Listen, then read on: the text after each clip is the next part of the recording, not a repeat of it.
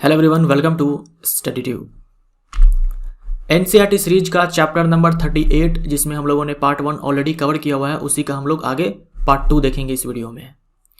ये पार्ट 2 है, chapter number 38 है और इस चैप्टर 38 में हम लोग जो टॉपिक्स कवर कर रहे हैं वो है heredity, evolution and molecular biology. Molecular biology के अंदर हम लोग आरएनए, डीएनए के ऊपर सवालों को देखेंगे। ये हमारा पार्ट 2 है। इसके बाद एक और पार्ट आएगा, पार्ट 3। मैंने आपसे कहा था कि 2 ही पार्ट्स आएंगे, लेकिन इसमें एक और पार्ट आएगा।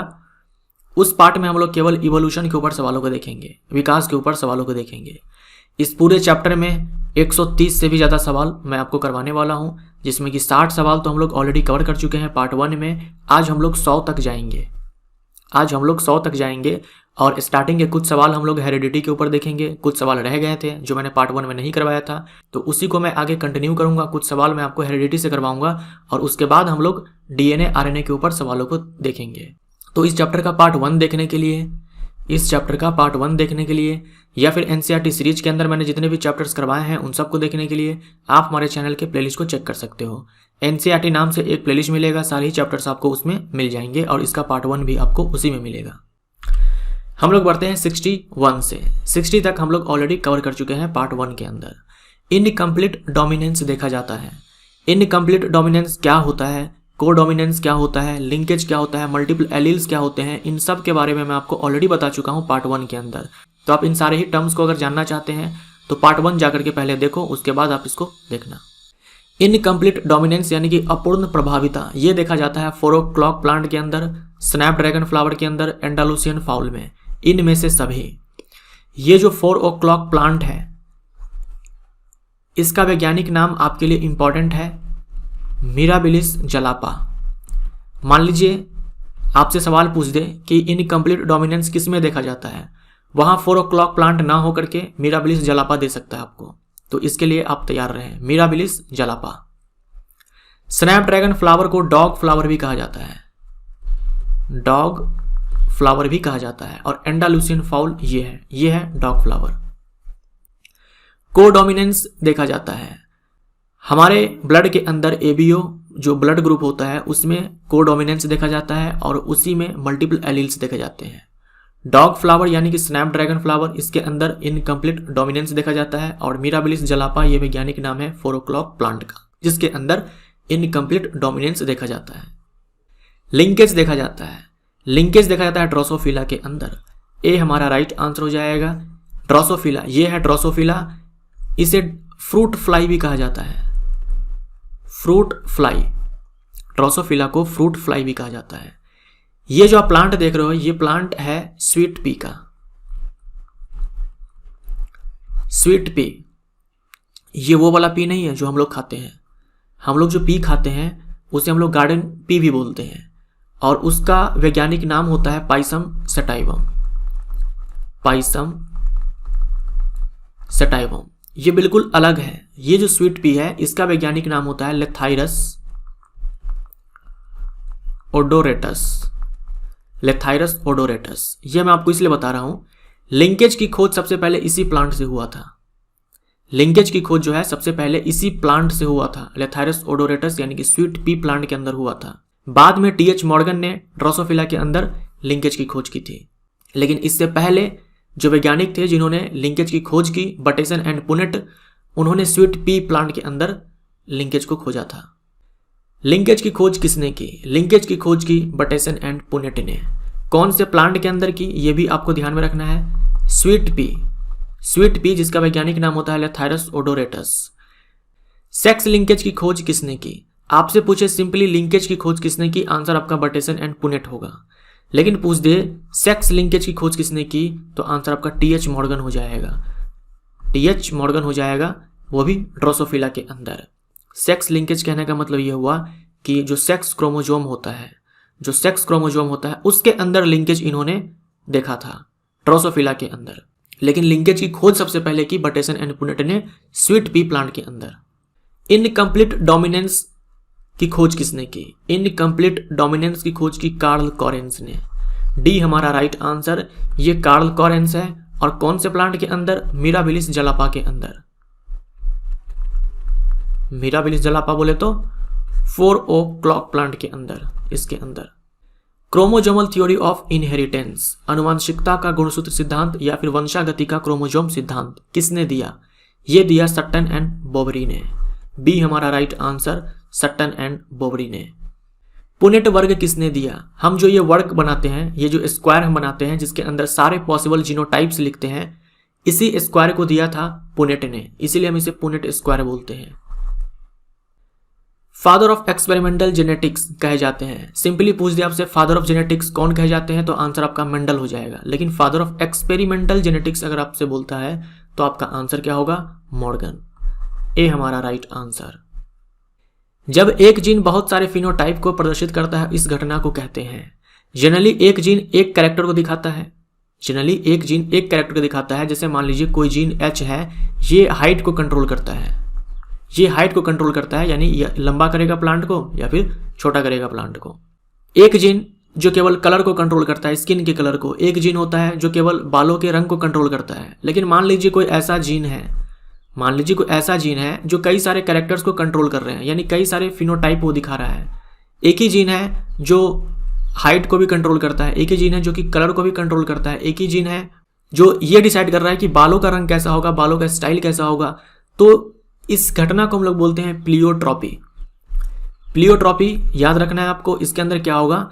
एक जीन कई सारे कैरेक्टर्स को कंट्रोल करते हैं, एक जीन कई सारे फिनोटाइप्स दिखाते हैं, ये भी आप बोल सकते हो। और ये जो जीन है इसे हम लोग बोलते हैं प्लियोट्रॉपिक जीन। क्या बोलेंगे?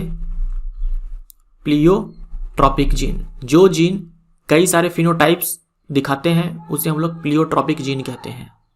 पॉलीप्लॉइडी किसके परिवर्तन के परिणाम स्वरूप होता है? पॉलीप्लॉइडी ये होता है नंबर ऑफ क्रोमोजोम्स के कारण, नंबर ऑफ क्रोमोजोम्स के कारण। जैसे हम मनुष्यों के अंदर, ह्यूमंस के अंदर अगर हम बात करें तो 46 क्रोमोजोम्स होते हैं, 46 क्रोमोजोम्स होते हैं, यानी कि 23 क्रोमोजोम्स के 2 सेट्स होते हैं, 23 क्रोमोजोम्स के 2 सेट्स होते हैं। हम लोग के अंदर 23 क्रोमोजोम्स बराबर 1 सेट होता है, तो टोटल 46 होते हैं। तो 23 के 2 सेट्स होते हैं, इसीलिए हम लोग बोलते हैं कि हम लोग क्या है? डिप्लॉइड है, यानी हम लोगों के अंदर जो सेल्स हैं वो क्या है? डिप्लॉइड है। डिप्लॉइड यानी कि इनमें क्रोमोजोम्स के 2 सेट्स हैं। वही अगर हम बात करें स्पर्म के अंदर और फीमेल के अंदर, एग के अंदर, तो इसमें आप जानते हो कि 23 क्रोमोजोम्स ही होते हैं। ठीक है, 23 क्रोमोजोम्स ही होते हैं, यानी कि हैप्लॉइड होते हैं। स्पर्म एंड एग, शुक्राणु और अंडाणु, ये हैप्लॉइड होते हैं। तो हम इसे सिंपली एन से डिनोट करते हैं। यहाँ प्लॉइडी नंबर 2 है, यहाँ प्लॉइडी नंबर 1 है।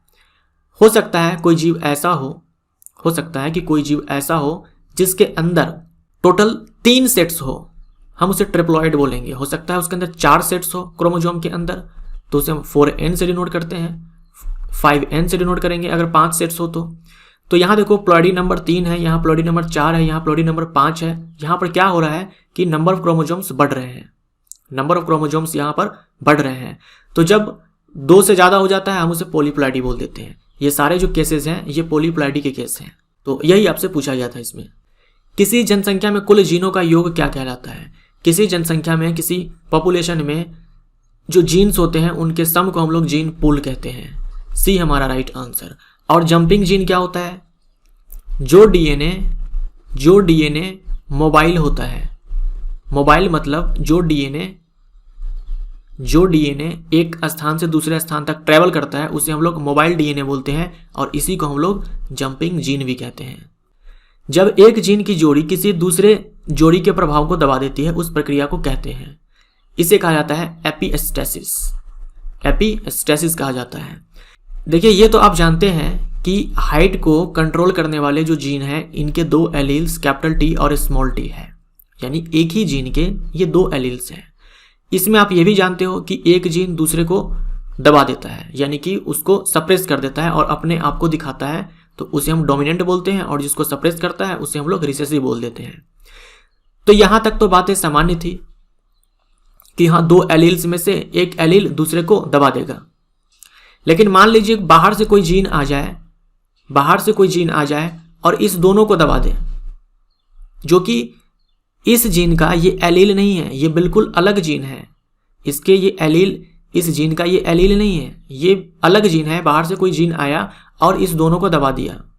न तू केवल मैं, इस तरह का केस। इसको आप ऐसे समझिए, एक उदाहरण से मान लीजिए कि आप हैं और आपके भाई साहब हैं, यानी आपके बड़े भैया हैं। आप दोनों एक ही पिताजी के दो बेटे हैं। तो आपके बड़े भैया आपको थप्पड़ लगा भी देते हैं तो आपको उतना बुरा नहीं लगेगा, क्योंकि वो आपसे बड़े हैं और वो आपका अपना भाई है। लेकिन सोचो कोई आपका पड़ोसी आकर के आपको थप्पड़ लगा दे, ये तो सामान्य सी बातें नहीं है। यहाँ मामला क्या है, गंभीर है। आपके भाई साहब ने थप्पड़ लगाया चलेगा, लेकिन कोई बाहर से आकर के क्यों थप्पड़ लगाएगा? तो यहाँ पर मामला क्या है, गंभीर है, ये अलग केस है। यही चीज मैं आपको यहाँ पे बता रहा हूँ। इन दोनों एलील्स में से कोई दबा देता किसी को तो ये अलग बात था, ये साधारण सी बात थी, सामान्य सी बात थी कि दो एलील्स में से डोमिनेंट वाला दूसरे को दबा देगा। लेकिन यहाँ बाहर से कोई जीन आकर के इन दोनों को सप्रेस कर रहा है, तो इसे हम बोलते हैं एपिस्टेसिस। कपलिंग और रिपल्शन ये दो स्टेजेज हैं किसके? कपलिंग और रिपल्शन ये दो स्टेजेज है लिंकेज के अंदर। ए हमारा राइट आंसर। और कपलिंग एंड रिपल्शन ये दोनों स्टेजेज की खोज की थी मॉर्गन ने, टीएच मॉर्गन, जो अभी आपने देखा था। सेक्स लिंकेज की खोज इन्होंने की थी। अब हम लोग देखते हैं अनुवांशिक विकार को, जेनेटिक डिसऑर्डर को। जेनेटिक डिसऑर्डर हम लोग पहले भी देख चुके हैं ह्यूमन डिजीज वाले चैप्टर के अंदर। यहां पर इस चैप्टर के अंदर पढ़ना होता है तो मैं आपको एक बार फिर से ये बता रहा हूं, इंपॉर्टेंट है। एक एक डिजीज जो आप यहां पर देखेंगे उसको दिमाग में बैठा करके रखना है, उसको अच्छे से आप याद रखिएगा, ताकि कम से कम आप ये कंठस्थ हो कि हाँ ये सारी बीमारियां हैं जो कि अनुवांशिक बीमारी है। आपसे पूछ दे तो आप उसका सही उत्तर दे पाओ। जेनेटिक डिसऑर्डर्स को दो पार्ट्स के अंदर बांटते हैं, मेंडेलियन डिसऑर्डर और क्रोमोसोमल डिसऑर्डर। अंतर क्या होता है?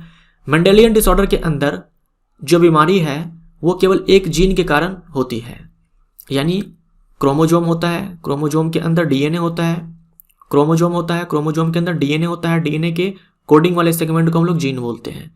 कई सारे जीन्स होंगे, किसी एक जीन के अंदर कोई म्यूटेशन हो गया जो कि हार्मफुल है, या फिर किसी तरह का उसमें बदलाव हो गया, तो जो बीमारी होती है उसे हम लोग मेंडेलियन बीमारी कहते हैं। क्रोमोजोमल डिसऑर्डर के अंदर क्या होगा, पूरे क्रोमोजोम के अंदर प्रॉब्लम होगा। एक क्रोमोजोम या फिर एक से ज्यादा क्रोमोजोम या तो क्या हो, गायब ही हो जाए, या फिर वो संख्या में अधिक हो जाए, या फिर वो अबनॉर्मल हो जाए, असामान्य हो जाए। सामान्य जैसा होना चाहिए वैसा नहीं है, वो असामान्य हो चुका है, अबनॉर्मल अरेंजमेंट हो जाए, तो हम इसे क्रोमोजोमल डिसऑर्डर बोलेंगे। यहाँ अंदर आपको समझ में आ रहा है, यहाँ एक जीन के अंदर लोचा था, यहाँ पूरे क्रोमोजोम के अंदर ही लोचा है। अब जो मेंडेलियन डिसऑर्डर्स है इसको भी दो पार्ट्स के अंदर फर्दर बांट दिया गया, सेक्स क्रोमोजोमल और autosomal Mendelian disorder. Sex chromosomal और ऑटोजोमल मेंडेलियन डिसऑर्डर्स, इन दोनों में अब क्या अंतर है? हम लोगों के अंदर आप जानते हो कि 46 क्रोमोजोम्स हैं, 46 गुणसूत्र है, जिसमें 44 है ऑटोजोम्स और 2 है सेक्स क्रोमोजोम। अगर सेक्स क्रोमोजोम के अंदर जो जीन प्रेजेंट है इसमें अगर प्रॉब्लम है और बीमारी हो जाती है तो उसे हम सेक्स क्रोमोजोमल डिसऑर्डर बोलेंगे मेंडेलियन डिसऑर्डर के अंदर। अगर इस 44 के अंदर कोई प्रॉब्लम है, इस 44 के अंदर किसी भी क्रोमोजोम के अंदर जो जीन है अगर उसमें कोई लोचा है और उससे कोई बीमारी हो रही है तो उसे हम बोलेंगे ऑटोजोमल डिसऑर्डर मेंडेलियन डिसऑर्डर के अंदर, क्योंकि यहाँ हम एक जीन की बात कर रहे हैं। जिस भी जीन के अंदर प्रॉब्लम है वो अगर इस वाले के अंदर है तो सेक्स क्रोमोजोमल, और इस वाले के अंदर है, इस 44 के अंदर है तो ऑटोजोमल। यहाँ जो मैंने एक्स लिखा हुआ है इसका मतलब सेक्स क्रोमोजोमल है, ठीक है, इस एक्स का मतलब सेक्स क्रोमोजोमल है। पहला है हीमोफीलिया। हीमोफीलिया को हम लोग ब्लीडर्स डिजीज भी बोलते हैं, ब्लीडर्स डिजीज। इसके अंदर क्या होता है? इसके अंदर होता यह है कि ब्लड क्लॉट नहीं होता है। इसके अंदर क्या होगा? ब्लड क्लॉट, यानी ब्लड का क्लॉटिंग जो है नहीं होगा, ब्लड क्लॉट नहीं कर पाएगा, जिसके कारण होगा ये कि छोटा मोटा भी बॉडी पे कट लग जाएगा तो वहां से बहुत सारा ब्लड फ्लो होगा, वो ब्लड रुकने का नाम ही नहीं लेगा और फ्लो होता रहेगा, बहता रहेगा, तो ब्लड क्लॉटिंग नहीं हो पाता है। कलर ब्लाइंडनेस के अंदर क्या होगा? कलर ब्लाइंडनेस के अंदर जो मरीज होगा वो रेड और ग्रीन जो दो कलर्स हैं इनके बीच में वो अंतर नहीं कर पाएगा कि ये रेड कलर है या फिर ग्रीन कलर है, रेड ग्रीन में ये अंतर नहीं कर पाएगा। ऑटोजोमल के अंदर आ जाओ, फेनाइलकीटोन्यूरिया। फेनाइलकीटोन्यूरिया के अंदर व्यक्ति को आर्थराइटिस हो सकता है और मेंटल रिटार्डेशन हो सकता है, मेंटल रिटार्डेशन हो सकता है, यानी कि गठिया हो सकता है और मानसिक दुर्बलता हो सकता है। सिकल सेल एनीमिया में क्या होता है? देखो एनीमिया लिखा हुआ है, इसके अंदर एनीमिया हो जाएगा। सिकल सेल एनीमिया में क्या होता है? जो आरबीसी का शेप होता है वो सिकल टाइप का हो जाता है। जनरली ये होता है, इस तरह से होता है, ओवल शेप होता है, लेकिन सिकल सेल एनीमिया में क्या होगा, सिकल शेप टाइप का हो जाएगा आरबीसी, जिसके कारण जो इसके पास क्षमता था ऑक्सीजन को कैरी करने का, यानी पहले ज़्यादा ऑक्सीजन को कैरी करता था, अब क्या है कि ये कम ऑक्सीजन को कैरी कर रहा है और यहाँ पर एनीमिया हो जाता है। सिस्टिक फाइब्रोसिस, सिस्टिक फाइब्रोसिस के अंदर आप ध्यान रखेंगे कि पैनक्रियाज अफेक्ट होता है इसके अंदर, यानी कि अग्नाशय अफेक्ट होता है, अग्नाशय प्रभावित होता है। सिस्टिक फाइब्रोसिस के अंदर जो सोडियम आयन है, जो क्लोरीन आयन है, जो सोडियम आयन है, जो क्लोरीन आयन है, ये बॉडी के अंदर एब्जॉर्ब नहीं हो पाता है, अवशोषित नहीं हो पाता है, जिसके कारण मरीज का जब पसीना निकलता है तो वो काफ़ी ज़्यादा नमकीन होता है। थैलेसीमिया, थैलेसीमिया के अंदर भी अनीमिया हो जाएगा, थैलेसीमिया के अंदर भी अनीमिया हो जाएगा। इसमें क्या होता है, हीमोग्लोबिन के अंदर जो ग्लोबिन प्रोटीन होता है, जो ग्लोबिन प्रोटीन होता है ये कम बनता है। हीमोग्लोबिन बनाने के लिए हीम चाहिए और ग्लोबिन प्रोटीन चाहिए, तो ग्लोबिन प्रोटीन अगर कम बनेगा तो हीमोग्लोबिन कम बनेगा, हीमोग्लोबिन कम बनेगा, अनीमिया हो जाएगा। उसके बाद है एल्जाइमर्स डिजीज। एल्जाइमर्स डिजीज जिस व्यक्ति को होता है वो व्यक्ति हमेशा कन्फ्यूज रहता है, उसकी यादाश्त कमज़ोर हो जाती है, उनके अंदर सोचने की, समझने की, कोई डिसीजन लेने की जो क्षमता है वो कम हो जाती है एल्जाइमर्स डिजीज के अंदर। हंटिंगटन्स डिजीज, हंटिंगटन्स डिजीज में क्या होगा, जब व्यक्ति अपने मिडिल एज में होगा, यानी 25 वर्ष, 30 वर्ष, 35, 40 इस उम्र में होगा, तभी से उसके ब्रेन का जो टिश्यू है, मस्तिष्क का जो ऊतक है वो क्षय होने लगता है, यानी कि धीरे धीरे वो मरने लगता है, डिग्रेड होने लगता है। उसके बाद गाउचर्स डिजीज और मायोटोनिक डिस्ट्रॉफी, इन दोनों का बस आप नाम ध्यान में रखो। तो ये 10 डिजीज है, जेनेटिक डिसऑर्डर्स हैं, अनुवांशिक बीमारियां हैं, वो भी कौन से, मंडेलियन डिसऑर्डर, मंडेलियन बीमारी। उसके बाद है क्रोमोजोमल डिसऑर्डर्स, यहाँ पूरे क्रोमोजोम का ही लोचा होगा, पूरे क्रोमोजोम का ही लोचा होगा। टोटल 46 क्रोमोजोम्स होते हैं, जिसमें 44 ऑटोजोम्स होते हैं प्लस 2 सेक्स क्रोमोजोम्स होते हैं। तो अगर इस 44 के अंदर प्रॉब्लम है उसे हम बोलेंगे ऑटोजोमल डिसऑर्डर्स, क्रोमोजोमल डिसऑर्डर्स के अंदर। अगर इस सेक्स क्रोमोजोम के अंदर प्रॉब्लम है तो हम इसे बोलेंगे सेक्स क्रोमोजोमल डिसऑर्डर्स। देखते हैं बारी बारी से सबके बारे में। डाउन्स सिंड्रोम, डाउन्स सिंड्रोम को हम लोग ट्राइसोमी 21 भी बोलते हैं। यहाँ पर क्या होता है, जो 21 नंबर का क्रोमोजोम होता है, देखो टोटल 23 पेयर होते हैं ना क्रोमोजोम्स के, 23 पेयर होते हैं, यानी हर एक क्रोमोजोम पेयर में होगा। तो जो 21 नंबर का क्रोमोजोम है ये भी क्या होगा, पेयर में होगा। लेकिन डाउन सिंड्रोम के अंदर क्या होगा, जो 21 नंबर का क्रोमोजोम है इसका एक एक्स्ट्रा कॉपी बन जाएगा, यानी अब ये संख्या में 2 न रहेगा, 3 हो जाएगा। ये हो जाएगा डाउन सिंड्रोम के अंदर। इसे हम ट्राइसोमी 21 बोलते हैं, क्योंकि यहाँ 3 क्रोमोजोम्स हो चुके हैं 21 नंबर के क्रोमोजोम के अंदर। उसके बाद एडवर्ड्स सिंड्रोम, एडवर्ड्स सिंड्रोम को हम लोग ट्राइसोमी 18 भी बोलते हैं। सेम कॉन्सेप्ट यहाँ पर लगाएंगे।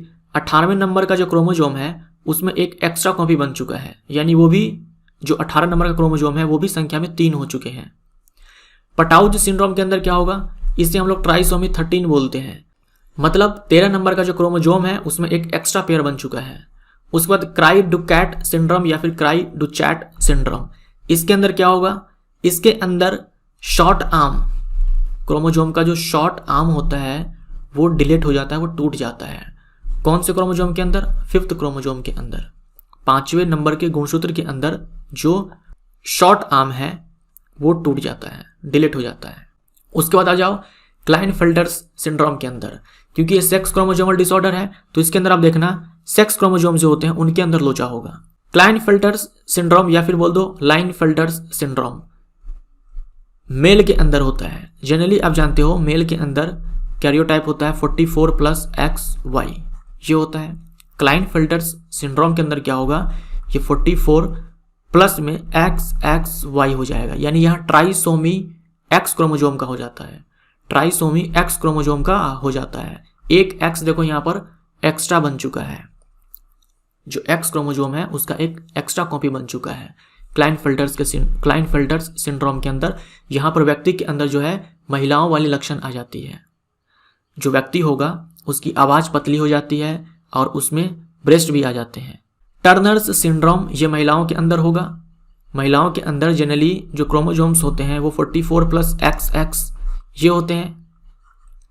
इसमें क्या होगा, एक X गायब हो जाएगा, यानी 44+X ही रहेगा, 44 प्लस एक्स ही रहेगा, 2x में से एक x जो है गायब हो जाएगा। इसे बोलते हैं टर्नर्स सिंड्रोम।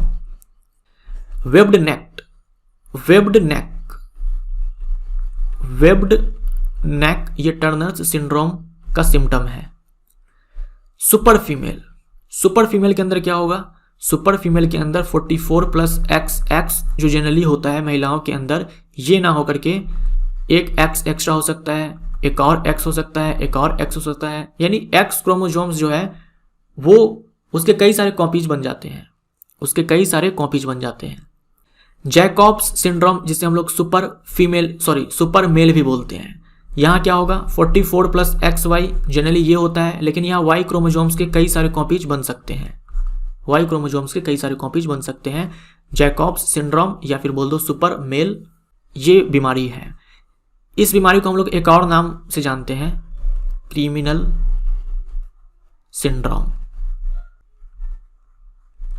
Criminal syndrome. तो ये सारी बीमारियां हैं जो आपने देखे, 8 यहां पर देखे आपने, और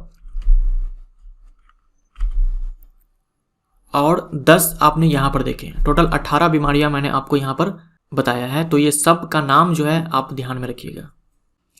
वेब्ड नेक किसका लक्षण है? ये है टर्नर्स सिंड्रोम का। तो डी हमारा राइट आंसर, वेब्ड नेक ये टर्नर्स सिंड्रोम के अंदर लक्षण है।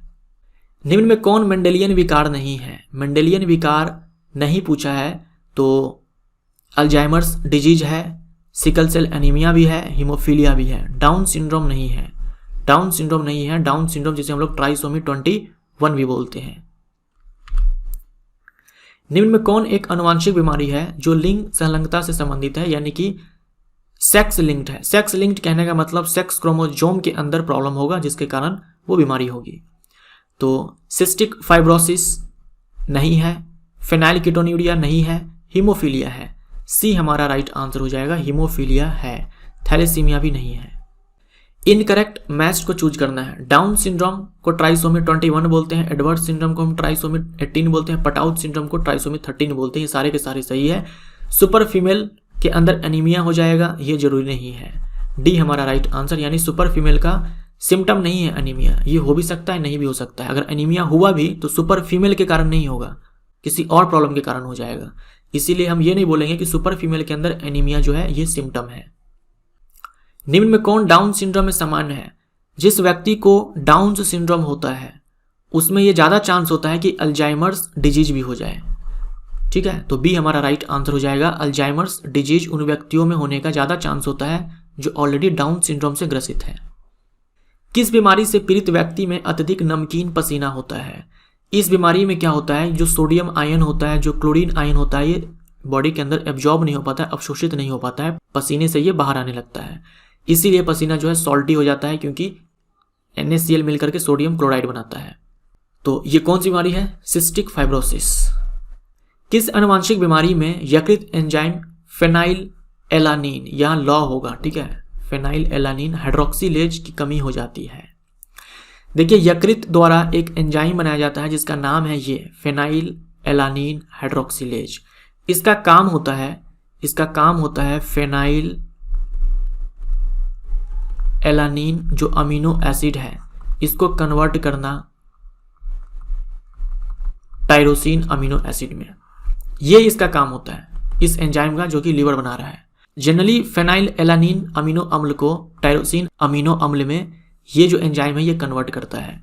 जब ये एंजाइम कम बनता है लीवर के द्वारा, तब ये जो फेनाइल एलानिन है ये कन्वर्ट होने लग जाता है फेनाइल पायरुविक एसिड के अंदर, इसमें कन्वर्ट हो जाता है।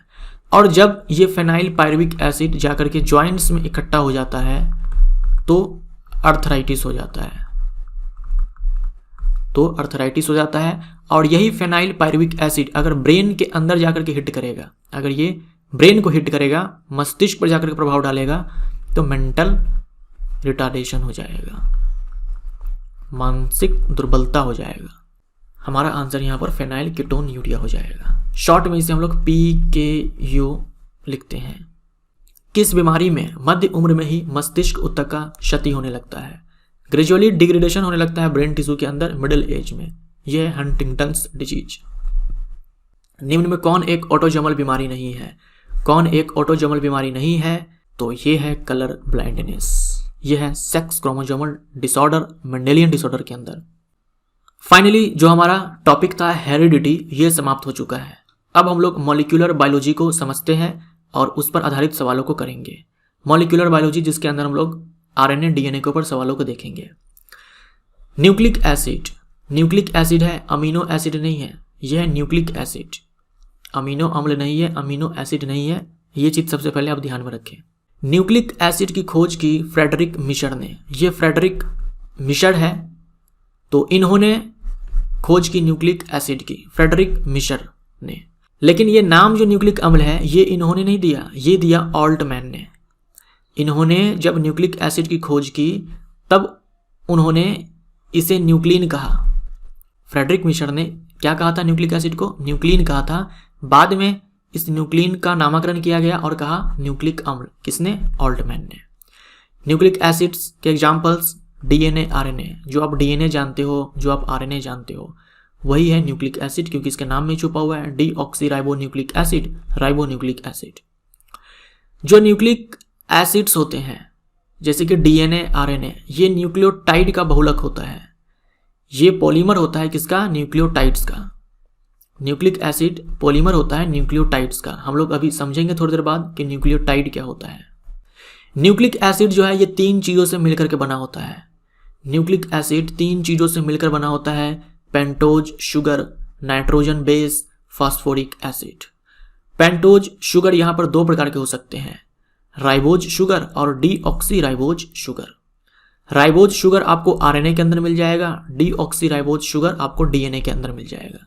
हम लोग बोलते हैं ना राइबो न्यूक्लिक एसिड, तो राइबो हम इसीलिए बोलते हैं क्योंकि उसके अंदर राइबोज शुगर होता है, और डीऑक्सीराइबो न्यूक्लिक एसिड इसलिए बोलते हैं क्योंकि उसके अंदर शुगर डीऑक्सीराइबोज होता है। नाइट्रोजन बेसिस, नाइट्रोजन बेसिस भी 2 प्रकार के होते हैं, प्यूरिन्स एंड पायरिमिडिन्स। कौन कौन से होते हैं? प्यूरिन्स और पायरिमिडिन्स। प्यूरिन्स के अंदर एडेनिन, गुआनिन, ये दोनों होंगे। पायरिमिडिन्स के अंदर साइटोसिन, थाइमिन, यूरासिल। चाहे आरएनए हो चाहे डीएनए हो, 4 नाइट्रोजन बेसिस आपको मिलेंगे, जिसमें प्यूरिन्स तो फिक्स ही है। प्यूरिन्स ये फिक्स है, चाहे आरएनए हो डीएनए हो, दोनों में आपको प्यूरिन्स मिलेंगे, यानी कि एडेनिन और गुआनिन ये दोनों ही आपको मिलेंगे। पायरिमिडिन्स में साइटोसिन का सीट फिक्स है। न्यूक्लिक एसिड के अंदर, आरएनए डीएनए के अंदर, पायरिमिडिन्स के अंदर साइटोसिन का सीट क्या है? फिक्स है। और प्यूरिन्स के दोनों सीट फिक्स है कि एडेनिन एंड गुआनिन तो होना ही होना है। बचा थाइमिन और यूरासिल। अगर डीएनए हुआ तो आपको उसमें थाइमिन मिलेगा केवल, क्योंकि टोटल तो 4 ही होने हैं, जिसमें ये दोनों ने अपना सीट फिक्स कर लिया हुआ है और साइटोसिन ने भी अपना सीट फिक्स कर लिया हुआ है। अब इन दोनों में तय है कि किस में कौन जाएगा। तो डीएनए में आपको थाइमिन मिलेगा, आरएनए में आपको यूरासिल मिलेगा। यहाँ देखो मैंने स्टार लगाया हुआ है, आरएनए पर 1 स्टार लगाया हुआ है और यूरासिल पर 1 स्टार लगाया हुआ है, यानी कि आरएनए के अंदर यूरासिल मिलेगा और डीएनए के अंदर थाइमिन मिलेगा। ये चीज आपको ध्यान में रखना है। और तीसरा क्या होता है? Phosphoric acid. यहां देख लो एक बार फिर से, पेंटोज शुगर होता है अमीनो एसिड के अंदर, ये है राइबोज शुगर, ये है डीऑक्सीराइबोज शुगर। संरचना आपको नहीं ध्यान में रखना है, बस मैंने यूं ही यहां पर लगा दिया हुआ है ताकि थोड़ा सा आपको आइडिया रहे कि हाँ कुछ इस प्रकार से होता है। फास्फोरिक एसिड हो गया, और नाइट्रोजन बेसिस जिसके अंदर मैंने आपसे कहा प्यूरिन्स, जिसके अंदर एडेनिन, गुआनिन जो कि आपको आरएनए डीएनए दोनों में मिलेंगे, पायरिमिडिन्स जिसके अंदर साइटोसिन का सीट फिक्स है, और डीएनए हुआ तो थाइमिन मिलेगा, और अगर आरएनए हुआ तो यूरासिल मिलेगा। अब आ जाइए न्यूक्लियोटाइड के ऊपर। जो न्यूक्लिक एसिड होता है ये पॉलीमर होता है न्यूक्लियोटाइड्स का, ठीक है, न्यूक्लियोटाइड्स का। तो यहां पर आप देखो एक न्यूक्लियोटाइड को दिखाया गया है। कितने न्यूक्लियोटाइड को? 1 न्यूक्लियोटाइड को। तो 1 न्यूक्लियोटाइड के अंदर क्या सब होता है? देखो, पेंटोज शुगर होता है, फॉस्फेट ग्रुप होता है यानी कि फॉस्फोरिक एसिड, और नाइट्रोजन बेस होते हैं जो अभी आपने देखे थोड़ी देर पहले। तो ये सारे मिल करके एक न्यूक्लियोटाइड बनाते हैं, ये सारे मिल करके एक न्यूक्लियोटाइड बनाते हैं। और ऐसे ही बहुत सारे न्यूक्लियोटाइड्स जब आपस में कनेक्ट होते हैं तब जाकर के न्यूक्लिक एसिड बनता है। ऐसे ही बहुत सारे न्यूक्लियोटाइड्स जब आपस में कनेक्ट होते हैं तो क्या बनेगा? न्यूक्लिक एसिड बनेगा। तभी हम बोलते हैं कि पॉलीमर है न्यूक्लियोटाइड्स का।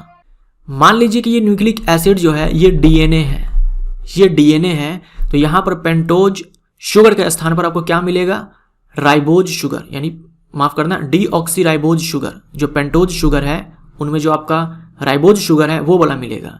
और यहाँ नाइट्रोजन बेस के अंदर क्या सब मिलेगा, एडेनिन मिलेगा, एडेनिन मिलेगा, गुआनिन मिलेगा, साइटोसिन मिलेगा और थाइमिन मिलेगा डीएनए के अंदर। मान लीजिए कि ये न्यूक्लिक एसिड अगर आरएनए बनता है तो पेंटोज शुगर में आपको क्या मिलेगा, राइबोज शुगर, ठीक है, राइबोज शुगर। और नाइट्रोजन बेस के अंदर क्या मिलेगा, एडेनिन, गुआनिन, साइटोसिन, ये तीनों तो मिलेंगे ही। और थाइमिन के स्थान पर यहाँ पर आपको यूरासिल मिलेगा आरएनए के अंदर। ये अंतर आपको ध्यान में रखना है। अब यहाँ देखिए, पेंटोज शुगर और नाइट्रोजन बेस के बीच में जो बॉन्ड होता है उसे बोलते हैं ग्लाइकोसिडिक बॉन्ड। और फॉस्फेट ग्रुप और पेंटोज शुगर के बीच में जो बॉन्ड होता है इसे हम बोलते हैं फॉस्फोडाइएस्टर बॉन्ड। ध्यान में रखना है आपको। अब देखिए, न्यूक्लिक एसिड का जो स्केलेटन होता है, स्केलेटन बोल दें या फिर बैक बोन बोल दें, रीढ़ की हड्डी, एक न्यूक्लिक अम्ल के अंदर रीढ़ की हड्डी हम किसे बोलते हैं, इसे बोलते हैं। यानी फॉस्फेट ग्रुप और पेंटोज शुगर का जो चैन होता है, हम लोग अभी आगे देखेंगे चैन को, जो चैन होता है फॉस्फेट ग्रुप और पेंटोज शुगर का, उसे हम बोलते हैं रीढ़ की हड्डी न्यूक्लिक एसिड के अंदर। बैकबोन बोला जाता है इस चैन को। कौन से चैन को, फॉस्फेट ग्रुप और पेंटोज शुगर के चैन को। स्केलेटन बोल दो, कंकाल बोल दो न्यूक्लिक एसिड का, या फिर बैकबोन बोल दो न्यूक्लिक एसिड का। यानी कभी आपसे पूछा जाए कि डीएनए का बैकबोन हम किसे बोलते हैं, तो फॉस्फेट ग्रुप और पेंटोज शुगर का जो चैन होता है, करी होता है, उसे हम बोलते हैं। अब देखो, एक और वर्ड होता है इससे मिलता जुलता, न्यूक्लियोसाइड। न्यूक्लियोसाइड ये क्या होता है, जो आपका न्यूक्लियोटाइड है, न्यूक्लियोसाइड बराबर क्या हो जाएगा, जो आपका न्यूक्लियोटाइड है इसमें से जो आपका फॉस्फेट ग्रुप है उसको आप घटा दो। यानी केवल ये वाला जो पार्ट है आपका, केवल ये वाला जो आपका पार्ट है, ये इसे बोलेंगे न्यूक्लियोसाइड। तो न्यूक्लियोटाइड में से आप फॉस्फेट ग्रुप को हटा दो, भगा दो, तब वो हो जाएगा न्यूक्लियोसाइड। न्यूक्लिक एसिड जो कि दो प्रकार के हैं, डीएनए, आरएनए। कुछ कुछ बातों को हम लोग यहाँ पर समझते हैं। डीएनए का full form deoxyribo nucleic acid होता है। ये डबल स्टैंडर्ड होता है, यानी कि दोहरी कुंडली युक्त होता है। डीएनए में दो कुंडलियां होती हैं। कुछ अपवाद के रूप में हो सकते हैं जिसमें एक ही कुंडली आपको मिलेगा, लेकिन मैक्सिमम डीएनए में, ज़्यादातर डीएनए जो होते हैं वो डबल स्टैंडर्ड होते हैं। डीएनए की खोज की फ्रेडरिक मिशर ने। थोड़ी देर पहले आपने देखा कि फ्रेडरिक मिशर ने न्यूक्लिक एसिड की खोज की थी, जिसे उन्होंने न्यूक्लिन कहा था। तो वो जो न्यूक्लिक एसिड था, या फिर बोल दो वो जो न्यूक्लिन था, वो एक्चुअल में डीएनए था। ये बाद में पता लगा कि ये डीएनए है, लेकिन था वो डीएनए। तो इसलिए हम बोलते हैं कि जो डीएनए है इसकी खोज की फ्रेडरिक मिशर ने। नाम डीएनए किसने दिया, जैकारिस ने। जो नाम है डीएनए ये दिया जैकारिस ने। और डीएनए का जो डबल हेलिक्स स्ट्रक्चर है, और ये स्ट्रक्चर दिया था वाटसन एंड क्रिक ने।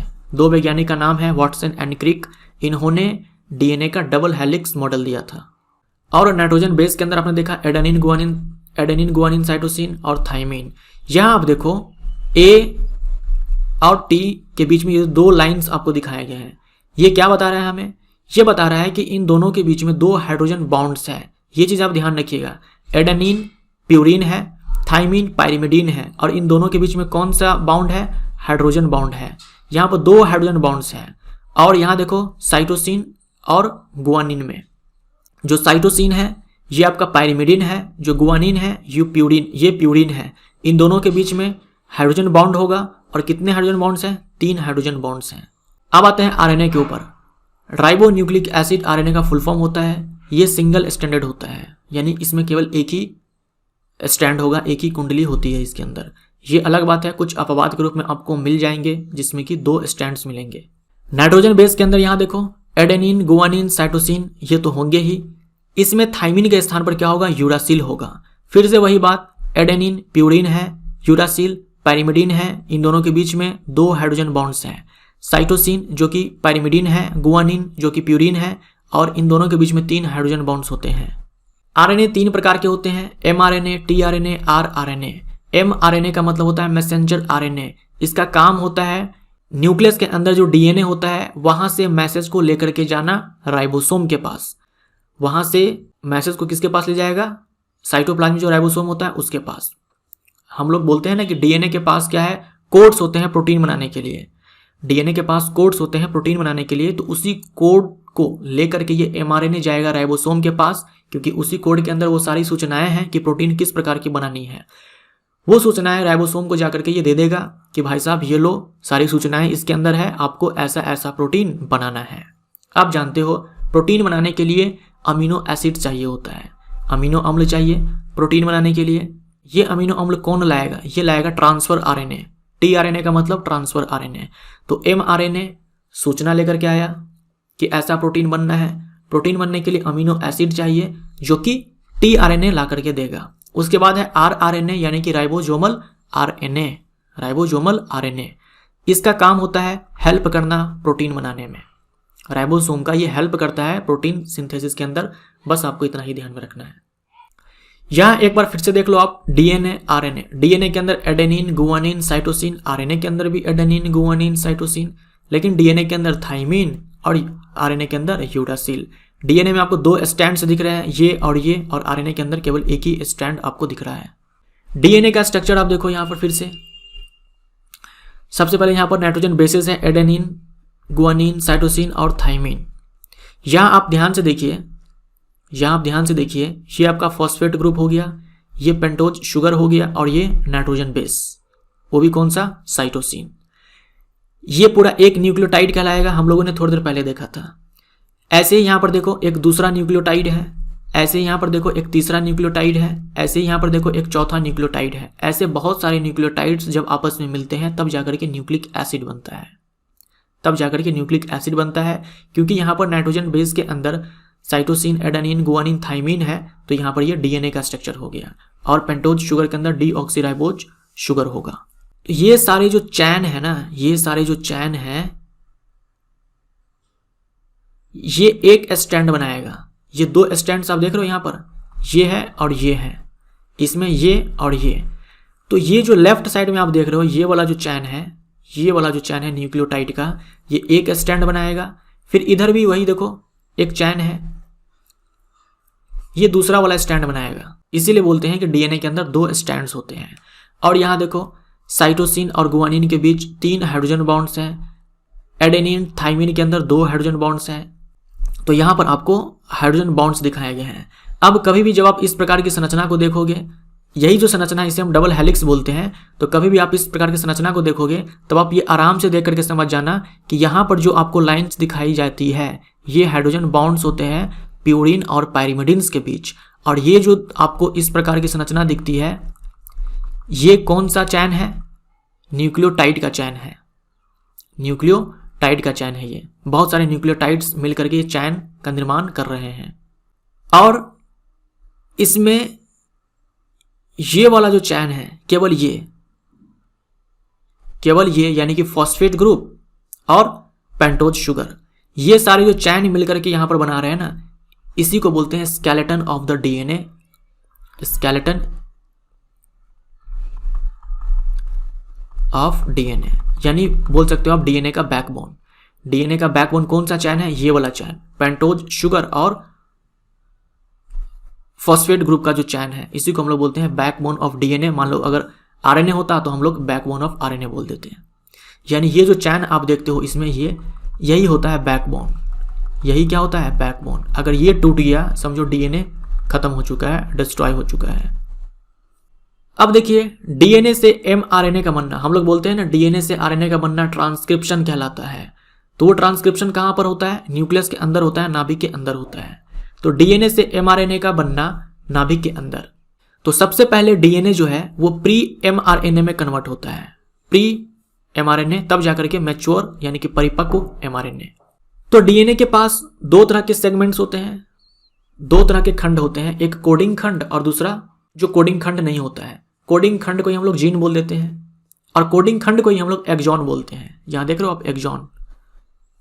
तो डीएनए ही क्या होता है? एमआरएनए में कन्वर्ट होता है। सबसे पहले प्री एमआरएनए में कन्वर्ट होता है। डीएनए के पास जो कोडिंग वाला खंड था हम उसे यहाँ पर एक्सॉन बोलते हैं, और जो कोडिंग वाला खंड नहीं था उसे हम लोग इंट्रॉन बोलते हैं। कोडिंग खंड ही है जिसके पास सूचनाएं हैं कि किस तरह के प्रोटीन बनने हैं राइबोसोम के पास। यानी ये जो इंट्रॉन है ये नॉन कोडिंग पार्ट है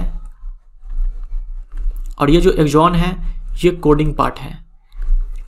अब क्या होगा, ये जो प्री एमआरएनए है ये मैच्योर एमआरएनए में कन्वर्ट हो जाएगा। इसे बोलते हैं स्प्लाइसिंग, इसे बोलते हैं स्प्लाइसिंग। आपको क्या अंतर दिख रहा है, यहां पर आपको अंतर ये दिख रहा है कि जो इंट्रॉन्स है ये यानी कि ये वाला, ये जो इंट्रॉन्स है दो, ये अब गायब हो चुके हैं, ये अब गायब हो चुके हैं। तो स्प्लाइसिंग में क्या होता है कि एक्सॉन और इंट्रॉन ये अलग हो जाते हैं, ये दोनों अलग हो जाते हैं, फिर जाकर के वो सारे एक्सॉन्स यानी सारे कोडिंग वाले पार्ट्स जो होते हैं वो आकर के जुड़ जाते हैं।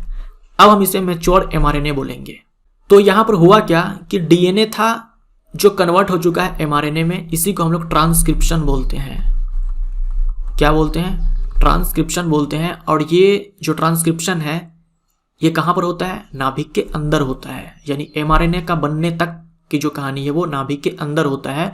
अब ये एमआरएनए जो है साइटोप्लाज्म के अंदर आएगा और राइबोसोम के पास जाएगा। साइटोप्लाज्म बोले तो कोशिका द्रव्य में आएगा। ट्रांसक्रिप्शन को हम लोग अनुलेखन बोलते हैं, अनुलेखन बोलते हैं हिंदी में। अब एक और शब्द है सेंट्रल डोग्मा। सेंट्रल डोग्मा क्या होता है? देखो आप, डीएनए है, डीएनए का रेप्लिकेशन यानी डीएनए अपना कॉपी बनाएगा, उसके बाद डीएनए का ट्रांसक्रिप्शन, उसके बाद ट्रांसलेशन, आरएनए से प्रोटीन का बनना, ट्रांसलेशन। इस पूरी बात को हम लोग सेंट्रल डोग्मा बोलते हैं।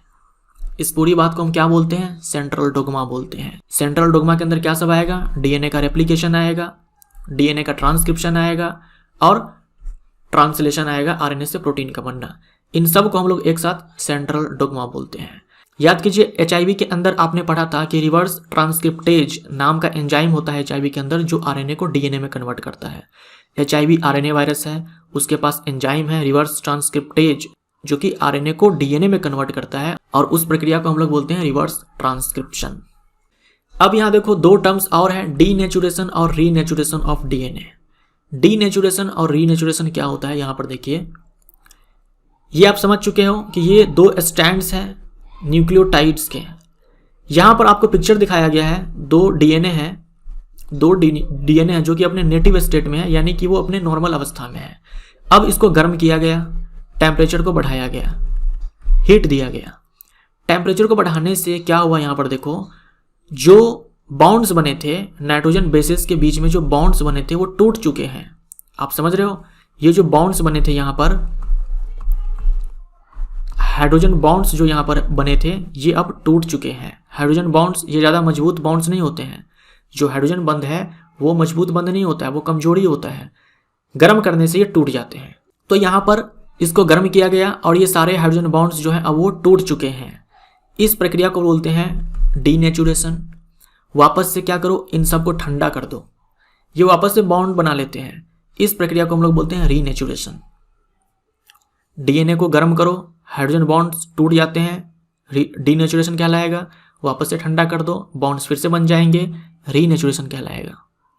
तो ये एक ऑप्टिमम टेम्परेचर होता है, यानी अपना एक लिमिट में टेम्परेचर दिया जाता है ताकि केवल हाइड्रोजन बॉन्ड्स ही टूटे। मान लीजिए टेम्परेचर बहुत ही ज़्यादा हाई कर दिया जाए, बहुत ही ज़्यादा हाई कर दिया जाए लंबे टाइम के लिए, तो पता है क्या होगा, जो बैकबोन कहलाता है डीएनए का, जो बैकबोन कहलाता है या फिर स्केलेटन जो डीएनए का कहलाता है, ये वाला जो चैन है, ये वाला जो चैन है pentose sugar and phosphate group का, जो ये जो चैन है ये भी टूट जाएगा। अगर ये टूट गया मतलब डीएनए डिस्ट्रॉय हो गया, डीएनए जो है अब वो खत्म हो चुका है। इसीलिए एक लिमिट में टेम्परेचर दिया जाता है ताकि केवल हाइड्रोजन बॉन्ड्स ही टूटे, बैकबोन ना टूटे। अब आते हैं सवालों के ऊपर। न्यूक्लिक अम्ल या न्यूक्लियोटाइड बना होता है पेंटोज शुगर से, नाइट्रोजन बेस से, फास्फोरिक एसिड से। डी हमारा राइट आंसर। डीएनए में शर्करा है, डीएनए में पूछा है तो डीएनए में कौन सा शर्करा होता है? Deoxyribose sugar, deoxyribose sugar. But यहाँ पर आपको सिंपली बताना है हेक्सोज है, पेंटोज है, ट्राइयोज है, कौन है? Pentose sugar. पेंटोज शुगर मतलब समझ रहे हो ना, 5 कार्बन वाला शुगर। नाइट्रोजन युक्त क्षार के आधार पर डीएनए आरएनए से किस प्रकार भिन्न है? तो इस प्रकार भिन्न है कि डीएनए में थाइमिन होता है और आरएनए में यूरासिल होता है। तो थाइमिन हमारा राइट आंसर हो जाएगा, क्योंकि ये 3 तो आरएनए में भी होता है, डीएनए में भी होता है। डीएनए में थाइमिन होता है जो कि आरएनए में नहीं होता है। नाइट्रोजन क्षार को केवल डीएनए में, नाइट्रोजन क्षार जो केवल डीएनए में पाया जाता है, यहाँ डीएनए को काट देना और लिख लेना यहाँ पर आर। नाइट्रोजन क्षार जो केवल आरएनए में पाया जाता है, केवल आरएनए में पाया जाता है, वो है यूरासिल। सेंट्रल डोग्मा किसने दिया था? किसने दिया ये? टेमिन एंड बाल्टीमोर ने। टेमिन एंड बाल्टीमोर ये दो वैज्ञानिक के नाम हैं। डीएनए का कोडिंग खंड क्या कहलाता है? डीएनए का कोडिंग खंड क्या कहलाएगा? एक्सॉन। डी हमारा राइट आंसर, एक्सॉन। डैश के पहचान के लिए डीएनए फिंगरप्रिंटिंग का उपयोग किया जाता है। आप अक्सर देखते होंगे मूवीज के अंदर या फिर किसी भी वेब सीरीज के अंदर, किसी शो के अंदर कि डीएनए टेस्ट करवाया जाता है। हमें पता लगाना है कि चोरी किसने की, डीएनए टेस्ट करवा लो। हमें पता लगाना है कि मर्डर किसने किया, पता लगाना है कि रेप किसने किया, डीएनए टेस्ट करवा लो। ये पता करना है किसी बच्चे का बाप कौन है, डीएनए टेस्ट करवाओ। तो डीएनए टेस्ट जो होता है ये वही है, डीएनए फिंगरप्रिंटिंग। तो इसका उपयोग चोर को पकड़ने के लिए, अभिभावक का पता लगाने के लिए, बलात्कारी को पकड़ने के लिए, इन सब के लिए किया जाता है। और ये जो डीएनए फिंगरप्रिंटिंग तकनीक है इसको विकसित किया था एलेक जेफरीज ने। प्रयोगशाला में सबसे पहले डीएनए का संश्लेषण किसने किया? सबसे पहले डीएनए को किसने बनाया लैब के अंदर? आंसर होगा कॉर्नबर्ग। बी हमारा राइट आंसर। यहां पर एक चीज ध्यान रखिएगा, ये पहले प्रियोरिटी पर आप रखेंगे। मान लीजिए कॉर्नबर्ग आपको विकल्प में दिख जाए तो आप इसको टिक मार देना, लेकिन कॉर्नबर्ग मान लो नहीं दिखा और खुराना आपको दिख जाए तब आप इसको टिक मारेंगे। तो पहले नंबर पर आप रखेंगे कॉर्नबर्ग को। अगर कॉर्नबर्ग हुआ तो आप इसको टिक मार देना, अगर ये नहीं हुआ तो आप खुराना को टिक मार देना। डीएनए का डबल हेलिक्स मॉडल किसने दिया? ये दिया वाटसन और क्रिक ने। डीएनए से आरएनए का बनना क्या कहलाता है? डीएनए से आरएनए का बनना कहलाता है ट्रांसक्रिप्शन, यानी कि अनुलेखन। डॉक्टर हरगोविंद खुराना को किसके लिए नोबेल पुरस्कार मिला? डॉक्टर हरगोविंद खुराना को नोबेल प्राइज मिला था जेनेटिक कोड की खोज के लिए। डीएनए का हाइड्रोफिलिक स्वभाव डैश के कारण होता है। डीएनए का हाइड्रोफिलिक स्वभाव जो है, हाइड्रोफिलिक नेचर जो है, ये फॉस्फेट ग्रुप के कारण होता है। हाइड्रोफिलिक नेचर का मतलब ये हुआ कि जल में डिजॉल्व हो जाएगा, घुल जाएगा। डीएनए जो है ये वाटर में डिजॉल्व हो जाएगा, जल में घुल जाएगा। ऐसा इसलिए क्योंकि उसके पास फॉस्फेट ग्रुप है। प्रतिलिपि क्रिया में, यहां पर प्रतिलिपि क्रिया का मतलब है अनुलेखन, यानी कि ट्रांसक्रिप्शन। तो ट्रांसक्रिप्शन में डीएनए का जो दोनों स्ट्रैंड्स होते हैं उसको कौन अलग करता है? देखो ट्रांसक्रिप्शन में क्या होता है, डीएनए से एमआरएनए बनता है न्यूक्लियस के अंदर, ये चीज तो आप समझे। डीएनए जो कि डबल स्ट्रैंड्स हैं, डीएनए में डबल स्ट्रैंड्स हैं, जबकि एमआरएनए में एक ही स्ट्रैंड है, एक ही कुंडली है। तो इन दोनों कुंडलियों को अलग किसने किया? इन दोनों कुंडलियों को अलग करने वाला एक एंजाइम होता है जिसे बोलते हैं हेलिकेज। सी हमारा राइट आंसर। डॉली नामक विश्व की प्रथम क्लोन जानवर कौन है? क्लोन का मतलब होता है एग्जैक्ट 100% कॉपी। क्लोन का मतलब होता है एग्जैक्ट कॉपी, वो भी जीन के लेवल पर, यानी पूरा जो जेनेटिक कोड भी होगा वो भी कॉपी हो जाएगा। तो सबसे पहले जो जानवर जिसका क्लोन बनाया गया, जिसका नाम डॉली था, वो है भेड़। अब है इनकरेक्ट मैच को चूज करना। मादा मधुमक्खी को वर्कर कहा जाता है, मादा मधुमक्खी को रानी भी कहा जाता है। तो जो फीमेल बी है, मादा मधुमक्खी होती है, उसे वर्कर और रानी दोनों कहा जाता है। नर मधुमक्खी को ड्रोन कहा जाता है। उसके बाद है बांझ मादा मधुमक्खी वर्कर, ये गलत हो जाएगा। मादा मधुमक्खी है तो हम उसे वर्कर बोल सकते हैं, बांझ होना जरूरी नहीं है। डी हमारा राइट आंसर।